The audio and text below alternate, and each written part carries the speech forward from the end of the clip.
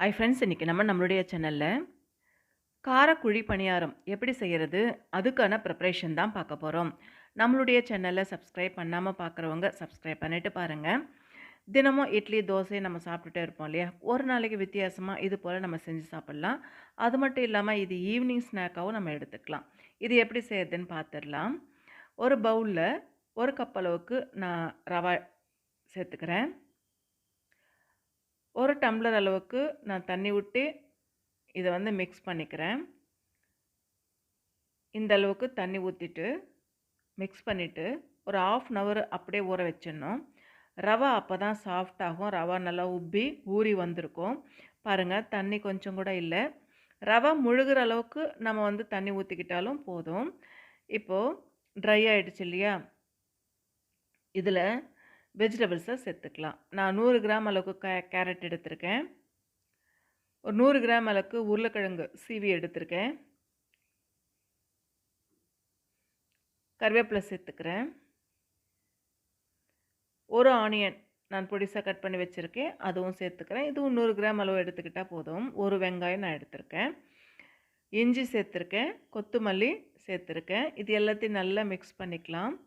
Mix பண்ணிவிட்டு இந்த நேரத்தில் நீங்கள் வந்து கொஞ்சம் துருவி கூட எடுத்துகிட்டு வந்துடலாம். ஒரு சுற்று மிக்சியில் விட்டோன்னா துருவி எடுத்துகிட்டு வந்துடலாம். மஞ்சள் தூள், சால்ட்டு, சோடா மாவு சேர்த்துக்கிட்டு இதை நல்லா மிக்ஸ் பண்ணிக்கலாம். ஏன்னா உங்களுக்கு கேரட்டு உருளைக்கிழங்கு நீட்டாக தெரியுது அப்படின்னா ஒரு சுற்று மிக்சியில் போட்டு எடுத்துகிட்டு வந்துட்டா கொஞ்சம் சாஃப்டாக இருக்கிற மாதிரி தெரியும். இதை மிக்ஸ் பண்ணிவிட்டு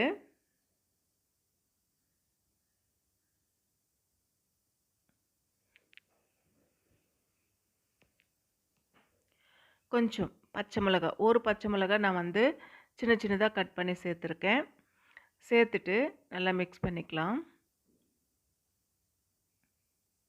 இப்போ கொஞ்சமாக தண்ணி விட்டு மிக்ஸ் பண்ணிக்கலாம். நமக்கு ஏற்ற மாதிரி தண்ணி விட்டுக்கலாம். தண்ணி விட்டுட்டு குழி பணியாரம் தவாவில் ஆயில் முதல்ல அப்ளை பண்ணிடலாம். ஆயில் அப்ளை பண்ணிவிட்டு நல்லா தடவி விட்டுட்டு அதுக்கப்புறமா நம்ம வந்து குழி பணியாரத்தில் ஊற்றலாம்.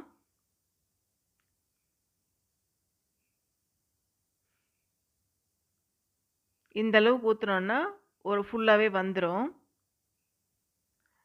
ஊற்றிட்டு ஒரு தட்டு போட்டு ஒரு 10 மினிட்ஸ் நம்ம மூடி வச்சிடலாம்.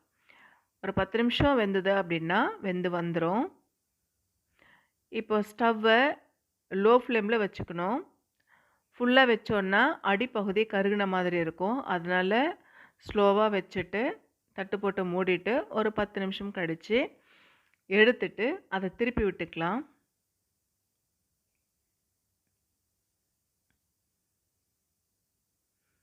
ஒரு பக்கம் வெந்து முடிஞ்சுது, அடுத்த பக்கமும் வேகட்டும்.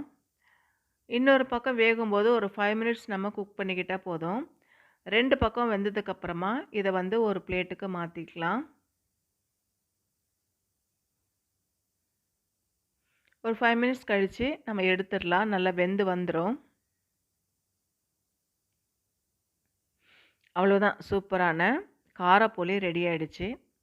இது வந்து குழந்தைங்கள்லேருந்து பெரியவங்க வரைக்கும் எல்லாருமே விரும்பி சாப்பிடுவாங்க. காலையில் நம்ம டிஃபனாகவும் எடுத்துக்கலாம், ஈவினிங் நம்ம ஸ்நாக்காகவும் நம்ம சாப்பிட்லாம். ரொம்பவே நல்லது.